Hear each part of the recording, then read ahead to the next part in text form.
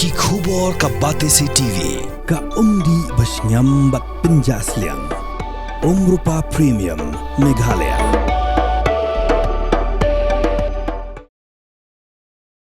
Uno yalam juga khol nyotep National Awakening Movement ba Thomas Pasa ulang baka parti hi deleleru kanomla satya banya trelang bar ke NPP lani bar ke BJP namar makum ka parti karayo i ki kam bagi nigi atli lale hagi nigi snambla letno hak jinga bikilar pathai ku bor ga South Rik Lalingtot arajar Phosan ba Thomas Pasa ulang balada ka khnam ke trelang baki we part kising san riulom kidiban pediang part yaki matrekam juga parti shispa naga shispa Kami ngitan ke manifesto ki jongi. Manifesto ki basyai ba. Lada kwa ba ya kam rakam ha pendak ba ka session ka bandung 50% no ki mat no ka manifesto jo se. Kino no ki kwa kam. Ni ha ban pendak ha ka session ka bandung kong ki ha pedang ya parok ki mat kam jo se.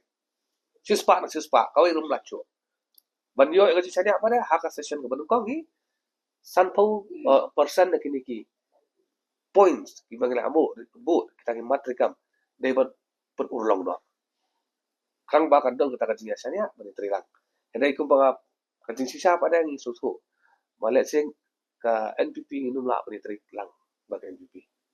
ba BJP nginum la bani trilang bat no kan bat ki we ki like bandang la bani tri hedai kini ki bangun la mention mangingim la bani trilang man ngilayo i ki kam ki joki ngilayo i akumdo ki trikam tengin kwa bancu ya perut kai ya kapor na job tang ki wegi parti pada kwa menteri kam hap yang ya baro ki menteri kam juga sai hap dan ka nak liang ka jongki yo la wan rai menteri kam ko bangin wan rai common minimum program dan ki jongi ki bendan be 6% de bendan be kapor ka